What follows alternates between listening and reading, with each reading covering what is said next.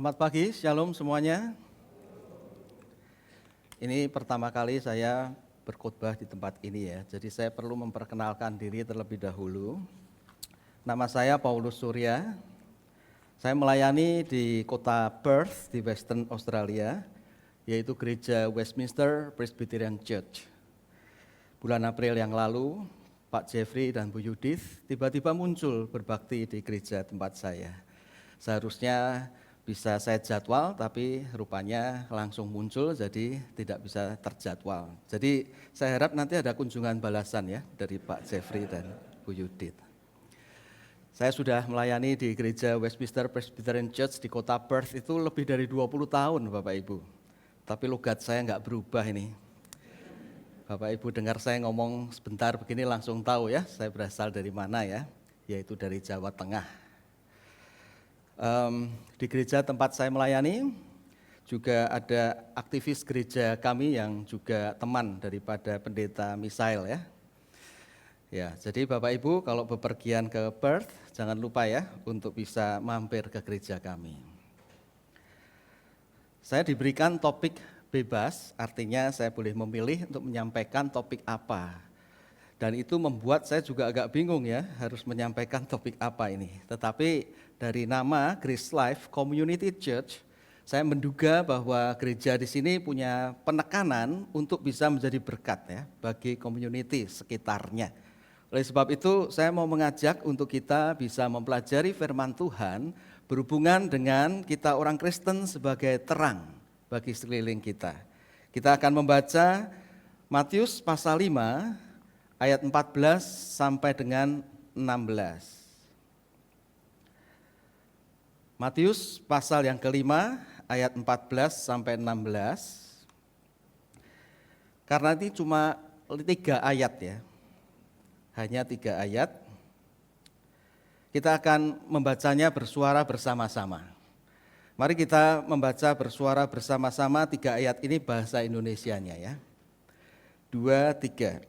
Kamu adalah terang dunia. Kota yang terletak di atas gunung tidak mungkin tersembunyi. Lagi pula orang tidak menyalakan pelita lalu meletakkannya di bawah gantang, melainkan di atas kaki dian sehingga menerangi semua orang di dalam rumah itu. Demikianlah hendaknya terangmu bercahaya di depan orang, supaya mereka melihat perbuatanmu yang baik dan memuliakan Bapamu yang di sorga. Sebelum kita merenungkannya, mari kita bersatu di dalam doa.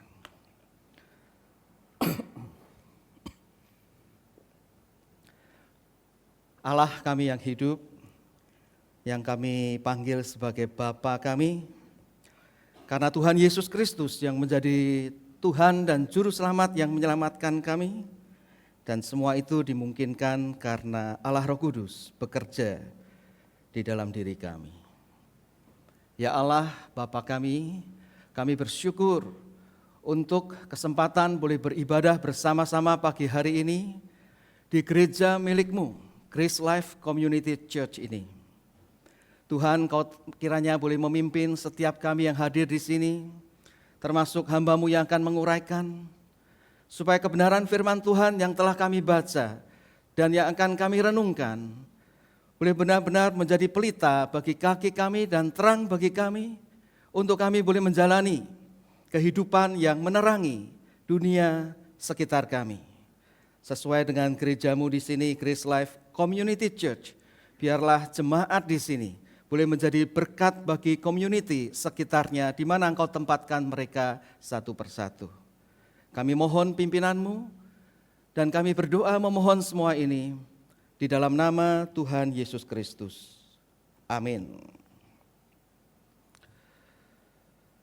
Saudara-saudara, suatu kali ada seorang dosen yang sangat pandai dia mengajar, sehingga dia diundang untuk mengajar di berbagai universitas yang seringkali juga universitas-universitas baru memanggil dia. Suatu kali dia dipanggil untuk mengajar di suatu universitas yang belum pernah dia mengajar. Tiba harinya dia diantar oleh supirnya yang menyetir mobilnya, dia duduk di belakang. Sore-sore setelah dia juga mengerjakan tugasnya seharian, dia sore itu mau mengajar di universitas baru tersebut. Di tengah jalan, dia itu bergumam, berbicara pelan, dia mengatakan, saya sebenarnya males dan capek ini untuk ngajar. Tiba-tiba supirnya mengatakan, loh Pak, kalau Bapak memang lagi males dan capek, ya nggak usah ngajar Pak. Lalu dosen itu mengatakan, ya tapi saya kan sudah janji. Begini Pak, Bapak nggak usah ngajar kalau capek Pak. Saya akan gantikan Bapak. Loh, kamu bagaimana bisa gantiin saya? Loh Pak, Bapak nggak tahu ya. Saya perhatikan, saya kan selalu mengantar Bapak. Bapak kalau ngajar di tempat-tempat yang baru, saya duga pasti ngajarnya sama kan?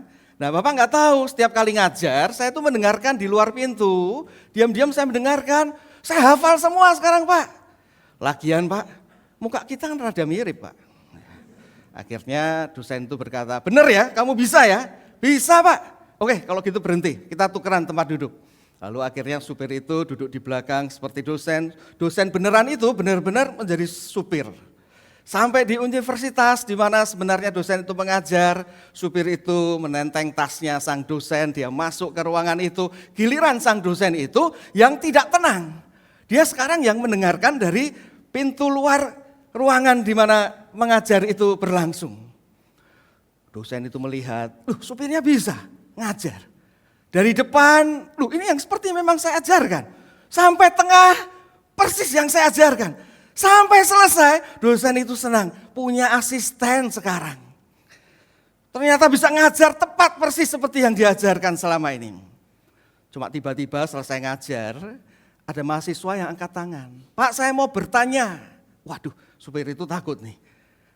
Lalu mahasiswa itu bertanya, Pak, apa yang Bapak ajarkan itu saya setuju semua. Benar Pak, tapi saya mau bertanya, bagaimana penerapannya dalam hidup ini? Celaka saudara, supir itu nggak bisa jawab. Karena dia cuma hafal, tapi dia tidak tahu bagaimana penerapannya. Tapi dia tidak habis akal. Dia lalu berkata, ini pertanyaan bagus.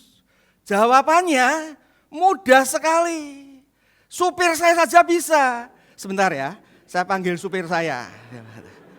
Lalu dia keluar, supirnya dipanggil untuk memberi jawab. Dan tentu saja supirnya bisa menjawab karena dia dosen yang sebenarnya. Saudara, dari kisah ini, saya melihat bahwa seringkali bisa terjadi memang. Kita itu seperti sang supir ini tahu suatu kebenaran, bahkan menghafalnya. Bahkan itu bisa berhubungan juga dengan ayat-ayat Alkitab. Kita tahu kebenarannya, bisa menjelaskan bahkan hafal, tapi bisa jadi kita tidak tahu bagaimana penerapannya yang benar sesuai dengan kebenaran firman Tuhan. Nah saudara-saudara, kita tahu dari Matius 5, 14-16 ini suatu kebenaran. Yaitu kita dipanggil untuk menjadi terang dunia sekeliling kita. Untuk kita memahami ini lebih jauh, untuk memahami lebih dalam, kita perlu memikirkan bagaimana penerapannya. Kita melihat bahwa dari Matius 5, 14-16 ini, bagian ini mengajarkan kepada kita bahwa Tuhan menghendaki agar terang kita bercahaya, menerangi dunia yang gelap ini, dunia di sekitar kita. Matius 5, 14-16 ini bagian daripada khotbah Tuhan Yesus di bukit. Pasal 5, 6, dan 7. Dan kalau kita perhatikan saudara-saudara, Tuhan Yesus bukan hanya mau supaya orang-orang yang percaya kepada Tuhan dengan benar, hidup berbeda dengan dunia ini, tetapi sekaligus harus menjadi terang bagi dunia sekitarnya. Mari sekarang kita melihat satu persatu berdasarkan Matius 5, 14-16 ini. Bagaimana caranya agar terang kita dapat bercahaya menerangi dunia yang gelap ini, menerangi orang-orang di sekeliling saudara, di sekeliling kita. Kita bisa melihat pertama-tama berdasarkan ayat yang ke-14-nya. Di dalam ayat yang ke-14 di situ dikatakan bahwa kamu adalah terang dunia. Dengan kita menyadari identitas diri kita sebagai terang, maka kita akan dapat berfungsi sebagai terang. Kamu adalah terang dunia. Kota yang terletak di atas gunung tidak mungkin tersembunyi. You are the light of the world. Saudara, ini bukan berarti bahwa saudara dan saya yang percaya Tuhan Yesus, kita adalah sumber terang. Bukan berarti demikian. Tetapi kita ini adalah seperti bulan yang memancarkan terang matahari. Demikian saudara dan saya dipanggil untuk memancarkan sang sumber terang, yaitu Allah sendiri, Tuhan Yesus Kristus sendiri. Di dalam bahasa aslinya, saudara-saudara, kata kamu adalah terang dunia. Kamu di sini bukan singular, tetapi plural, jamak.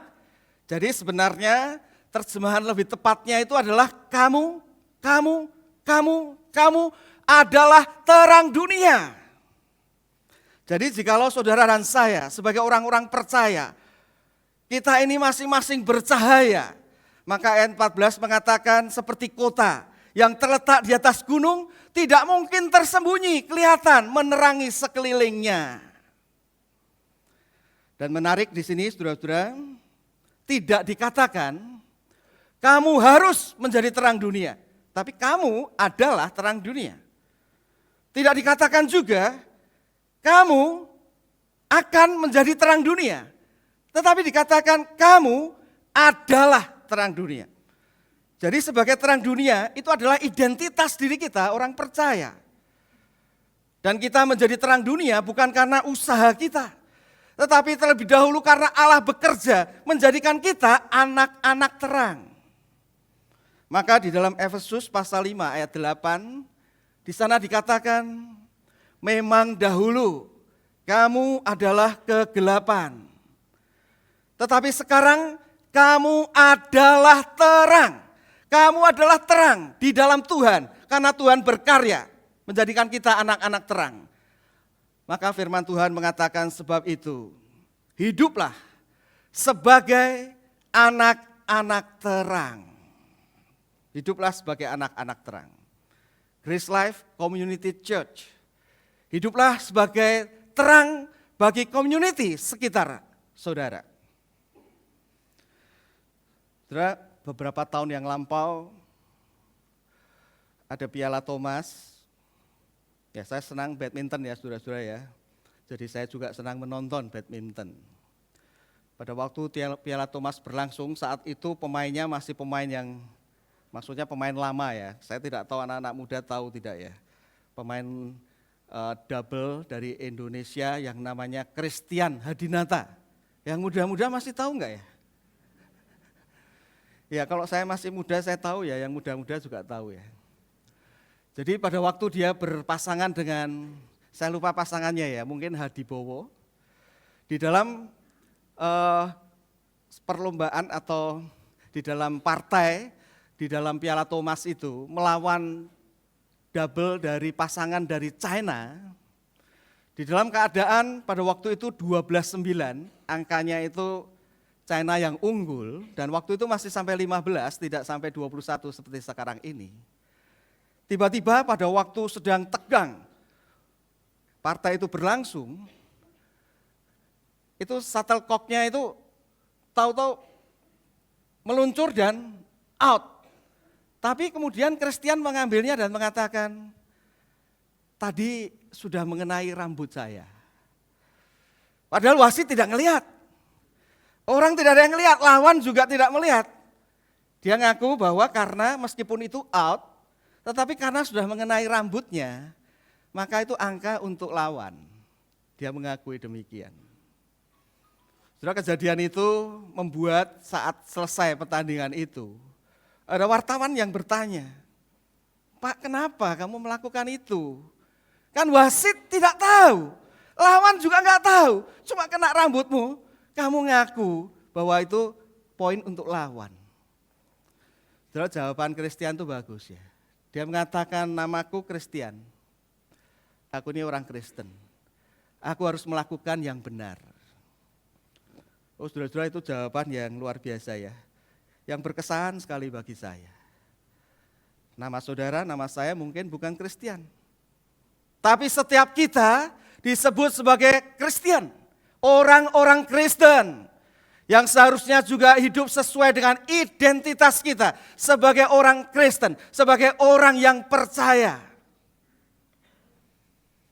Bagaimana saudara dan saya bisa menerangi dunia sekeliling kita? Yaitu jikalau kita menyadari dan menghidupi identitas kita sebagai anak-anak terang, sebagai orang-orang Kristen yang sudah ditebus oleh Tuhan. Belum lama ini saya membaca di Instagram, saudara-saudara. Seorang bersaksi, saya baca sekilas, tapi menarik, saudara. Dia mengatakan bahwa ada momen penting yang mengubah hidup saya.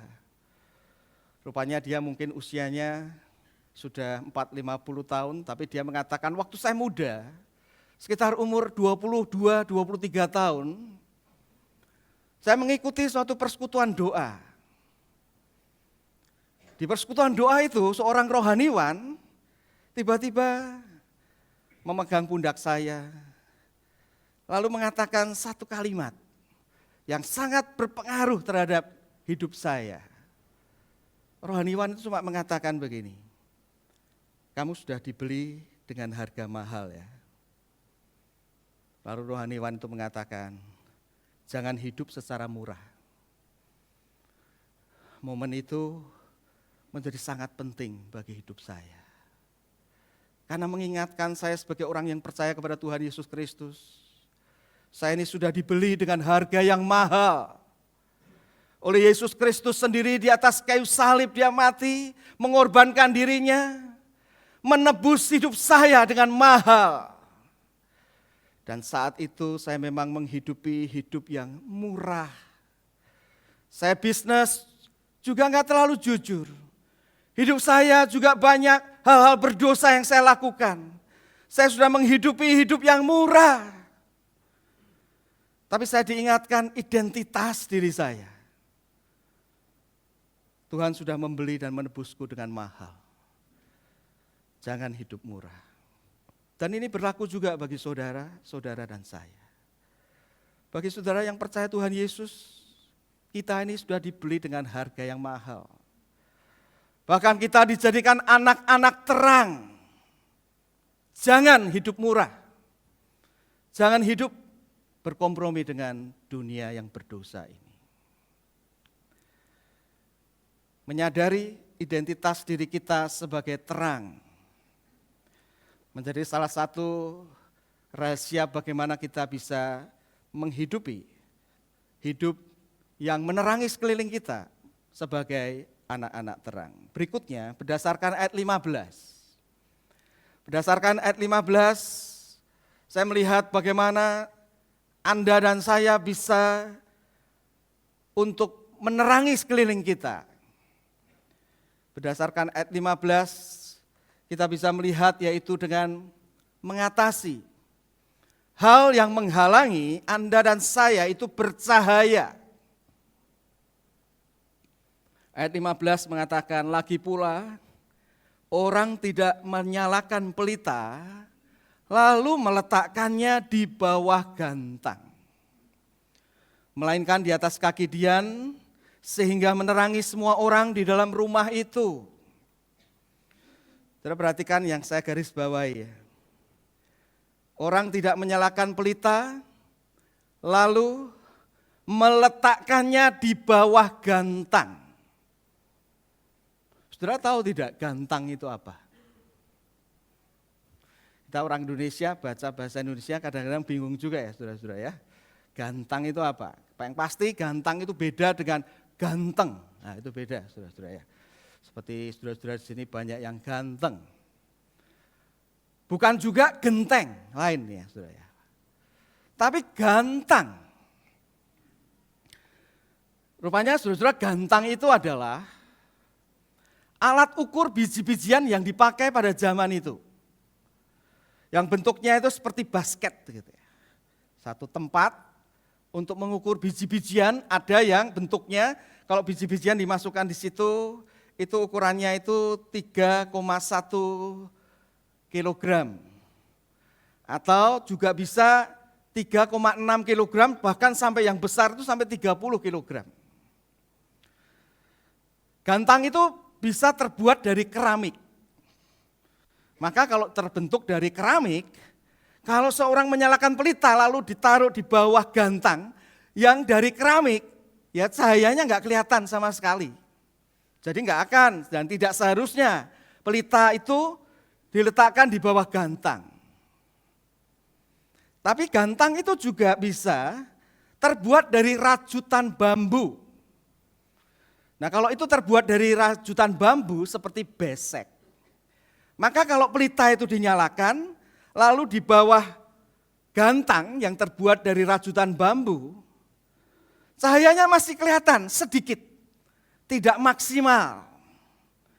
Maka firman Tuhan mengatakan orang tidak menyalakan pelita, lalu meletakkannya di bawah gantang, melainkan di atas kaki Dian sehingga menerangi semua orang di dalam rumah itu.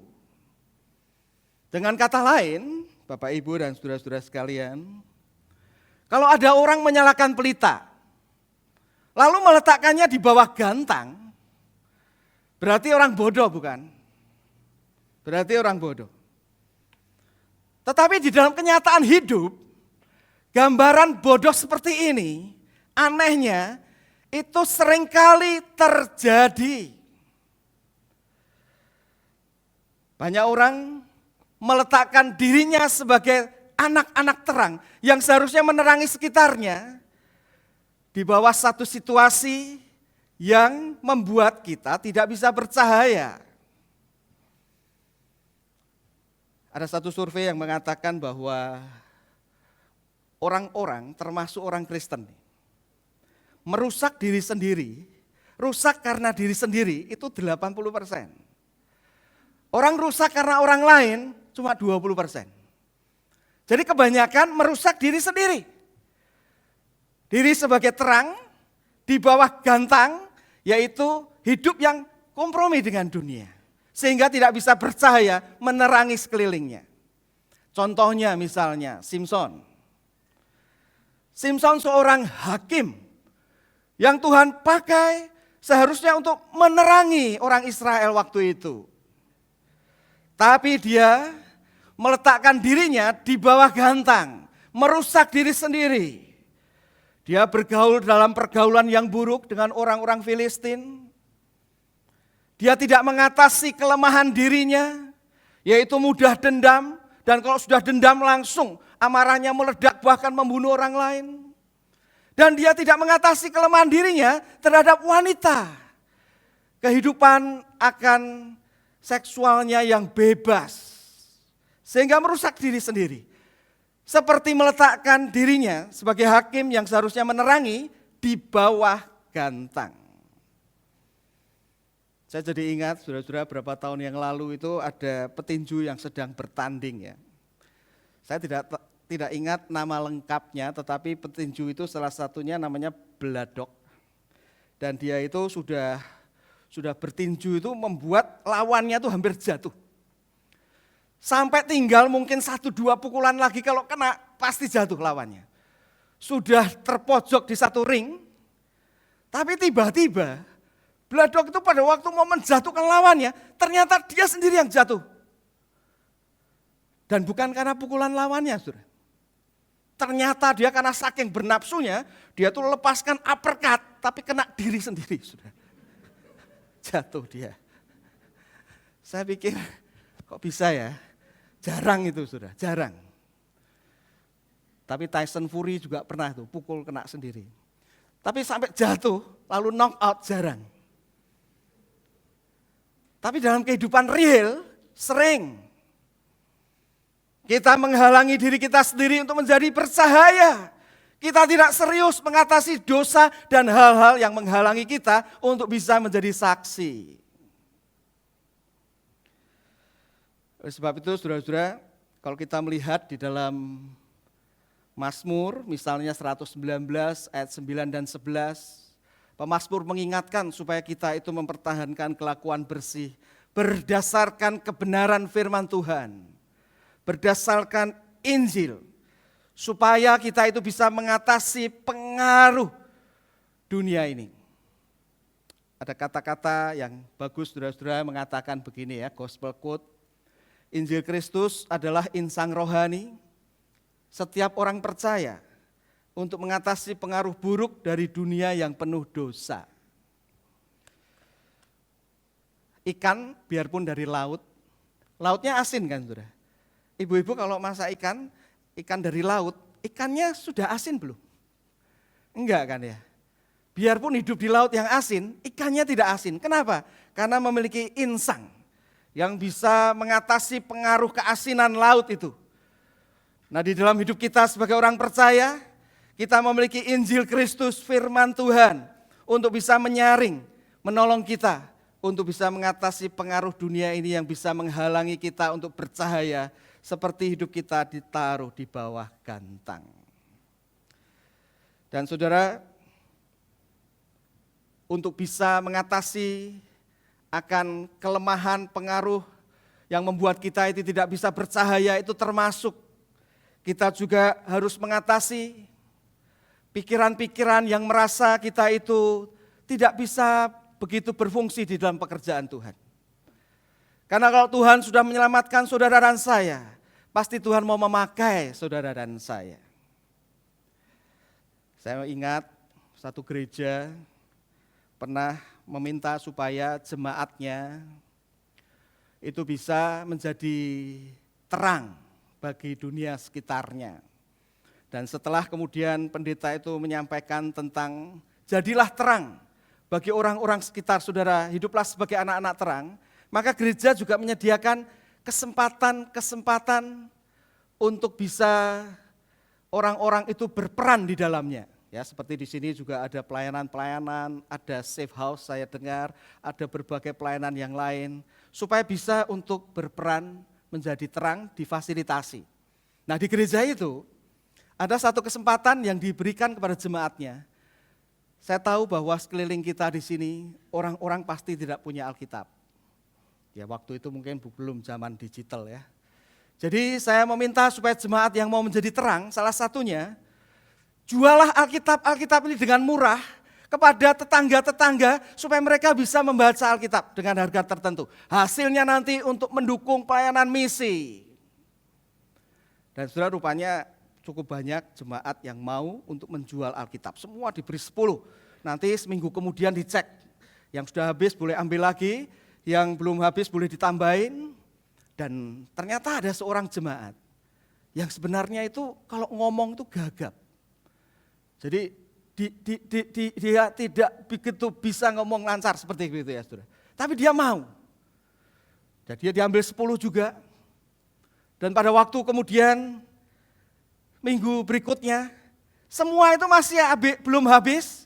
Bahkan ada yang masih utuh 10. Hanya yang pria gagap ini yang berkata, sudah habis, minta lagi. Loh, heran ya, kok bisa? Minggu depan yang lain juga masih sisa. Pria yang gagap ini berkata, saya sudah habis, minta lagi. Sampai minggu ketiga begitu, pendetanya deketin dia. Loh, kamu gimana cara untuk bisa menjualnya? Lalu saudara, dia menjelaskan bahwa dia pergi ke rumah-rumah pada waktu sore, pada waktu orang-orang pulang dari kerja. Lalu singkat cerita, ini yang saya katakan, dia mengatakan begitu ya. Pada waktu orang membukakan pintu, saya berkata begini, Pak, Bu, saya mau menjual Alkitab, harganya murah. Tapi kalau tidak mau beli, tidak apa-apa. Saya akan bacakan saja buat Bapak Ibu. Ngomong gitu beli dia. Ngomong gitu pada beli. Jadi akhirnya dia cepat jual ya. Saudara, saya tidak tahu ini cerita real atau tidak, tapi ini saya baca di satu artikel yang mengingatkan bahwa di dalam kelemahan, keterbatasan Bapak Ibu sekalian, setiap kita dipanggil untuk menjadi terang. Jangan minder. Kita bisa serahkan kepada Tuhan dan Tuhan bisa pakai kita untuk menjadi berkat bagi sekeliling kita. Saudara dan saya dipanggil untuk menjadi terang dengan mengatasi hal yang menghalangi kita bercahaya, dosa-dosa, kelemahan, keterbatasan kita. Mari kita terus hidup sebagai anak terang untuk memuliakan nama Tuhan. Berikutnya lagi, saudara, masih ada ayat yang ke-16. Bagaimana caranya agar saudara dan saya itu bisa menjadi terang bagi sekeliling kita, bercahaya menerangi sekitar kita. Berdasarkan ayat 16, saya melihat bahwa jikalau saudara dan saya melakukan perbuatan baik yang memuliakan Allah. Perbuatan baik yang memuliakan Allah. Bukan hanya dengan menyadari identitas kita sebagai terang, sebagai anak terang. Bukan hanya mengatasi hal yang menghalangi kita untuk bercahaya. Tetapi juga dengan melakukan perbuatan-perbuatan baik yang memuliakan Allah. Ayat 16 mengatakan, demikianlah hendaknya terangmu bercahaya di depan orang, supaya mereka melihat perbuatanmu yang baik dan memuliakan Bapamu yang di sorga. Saudara perhatikan ayat ini sebetulnya mengidentikan terang kita bercahaya dengan perbuatan baik yang memuliakan Allah. Perbuatan baik saudara dan saya yang memuliakan Allah itu akan menjadi terang bagi sekeliling kita. Cuma pertanyaannya adalah apakah setiap perbuatan baik Anda dan saya adalah bisa dikatakan memuliakan Allah. Di dalam Matius 15 ayat 7 dan 8 Tuhan Yesus pernah berkata begini.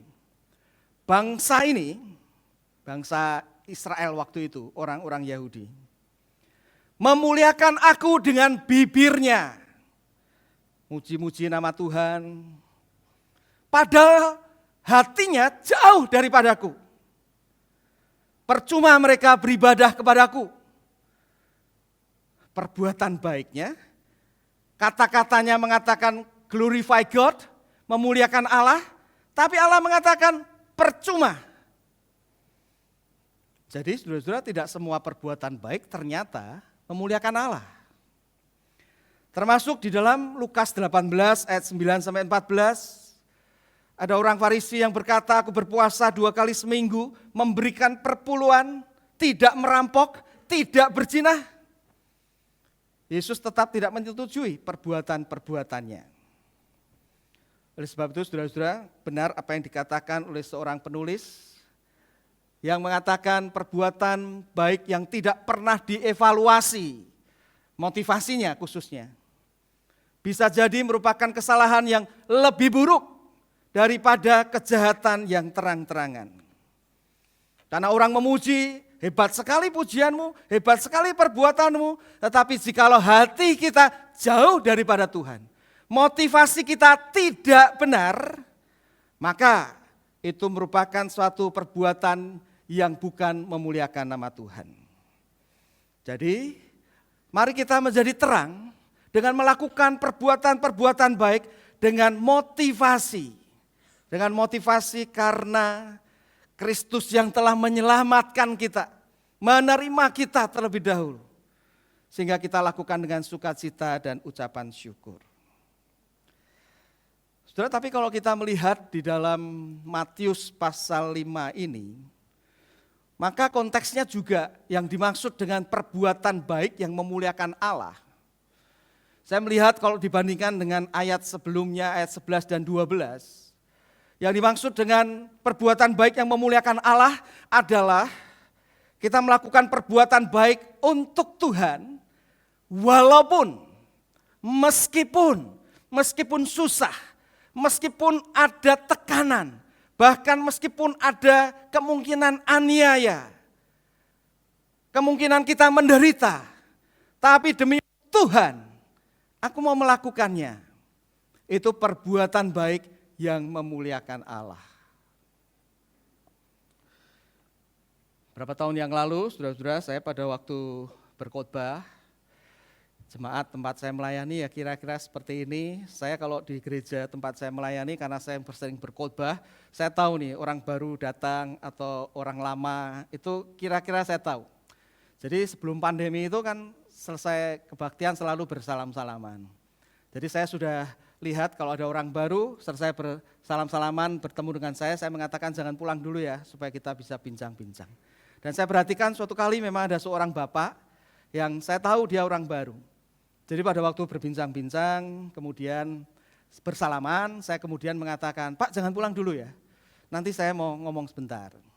Dan selesai salam-salaman, saya deketi bapak itu, lalu saya tanya, Pak, bapak dari mana? Oh dari Jakarta. Bapak cuma liburan atau ada kemungkinan menetap di sini? Lalu dia mengatakan, oh saya sedang mencari gereja dan saya juga mau menetap di Perth. Lalu singkat cerita, saudara-saudara saya berjanji untuk mengunjungi bapak itu.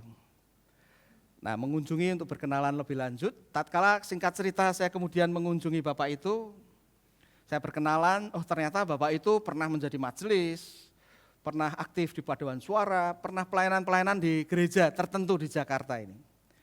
Jadi kemudian saya mengatakan begini, Pak di gereja Indonesia di Perth ini kan banyak ya, lebih dari 10 ya. Silakan Bapak boleh pilih mau kemana, tapi kalau Bapak kemudian bergereja di tempat saya Pak, saya pengen Bapak juga bisa aktif, seperti Bapak di Jakarta kan aktif. Bahkan Pak, nanti bisa jadi pengurus Pak, untuk melayani Tuhan bersama-sama. Waktu saya ngomong begitu, saya kaget Bapak itu jawab begini, Pak Paulus, saya terus terang ya, saya ini sekarang berkesimpulan bahwa saya kalau pergi ke restoran untuk makan enak, saya lebih baik nggak lihat dapurnya. Wih, saya pikir kok ngomong restoran ya. Apa maksudnya Pak? Iya, saya ini kalau pergi ke restoran, saya misalnya pesen nasi goreng nih. Saya nggak mau lihat kokinya masaknya, saya nggak mau lihat dapurnya. Kenapa? Karena kalau saya ngelihat, lalu kokinya itu ternyata kurang bersih, jorok. Misalnya bersin lupa ke samping, masuk gitu. Nah, saya nggak bisa nikmati nanti nasi gorengnya. Atau karena panas keringetan, keringetnya netes kena makanan. Nah, saya kan nggak bisa makan enak. Saya lebih baik mau pesen nasi goreng atau mie goreng makanan kesukaan saya nggak mau lihat dapurnya.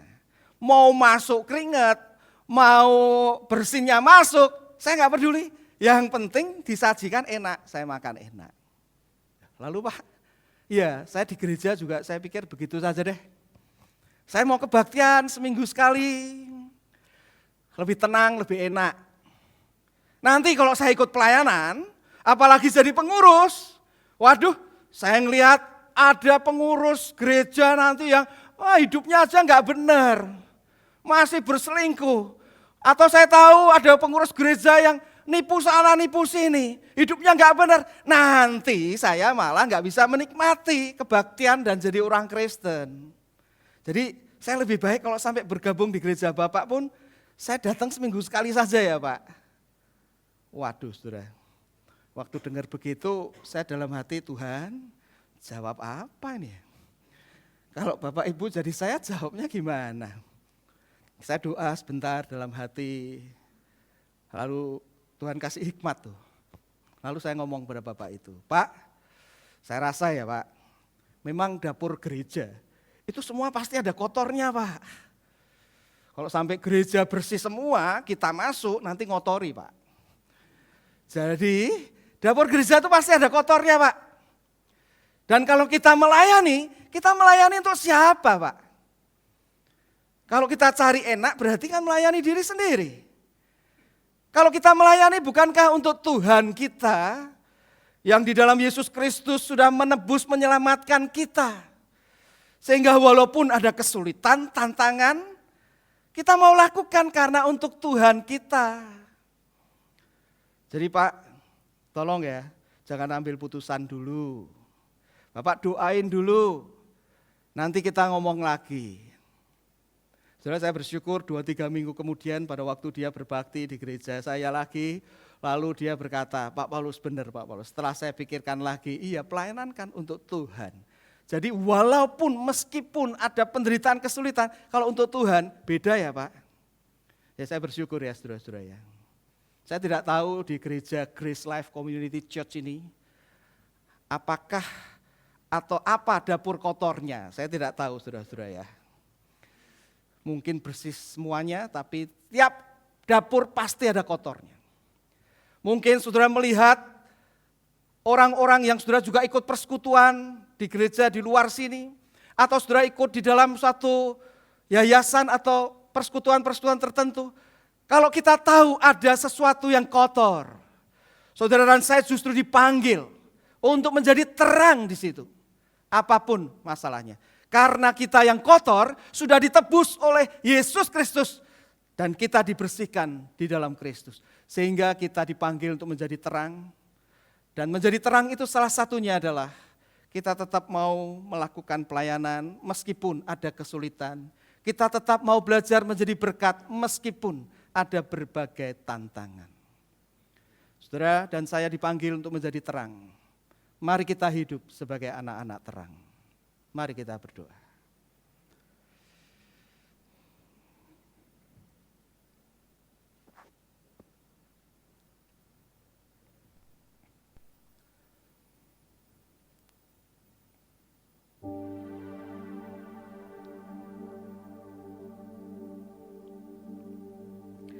Saudara-saudara sekalian, mari kita berdiam diri di hadapan Tuhan.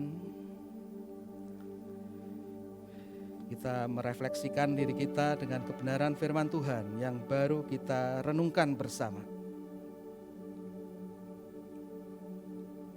Tuhan menghendaki kita untuk hidup sebagai anak-anak terang,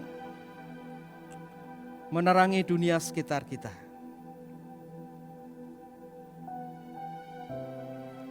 Mari kita sadari dan syukuri identitas kita sebagai anak-anak terang karena pekerjaan daripada Tuhan dalam hidup kita. Dan kita ingat-ingat supaya identitas diri kita itu membuat kita hidup tidak secara murah, tetapi boleh berkarya untuk kemuliaan Tuhan. Dan mari kita juga mengoreksi diri kita. Hal-hal yang menghalangi kita untuk bercahaya. Mungkin itu ada dosa-dosa, kebiasaan tertentu dari diri kita yang masih belum kita dengan sungguh-sungguh bersandarkan Allah Roh Kudus mengatasinya. Sehingga menghalangi kita untuk menjadi berkat bercahaya bagi orang-orang sekeliling kita. Atau itu mungkin kelemahan, keterbatasan kita. Mari kita mohon kepada Tuhan agar kita boleh dikuatkan dan menyerahkan hidup kita totalitas untuk dipakai oleh Tuhan.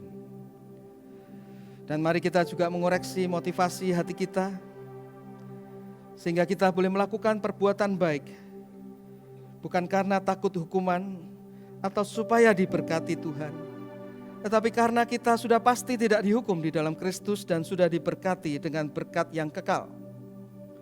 Sehingga walaupun ada tantangan, kita boleh demi untuk Tuhan melakukan terus hal-hal baik untuk kemuliaan-Nya. Mari kita berdoa secara pribadi di hadapan Tuhan.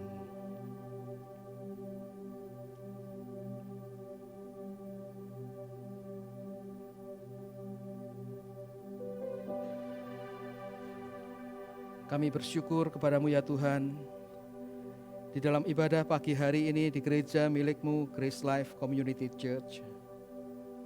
Kau mengingatkan kami sekali lagi untuk hidup menjadi berkat bagi community sekitar kami. Untuk kami hidup sebagai anak-anak terang yang menerangi sekeliling kami.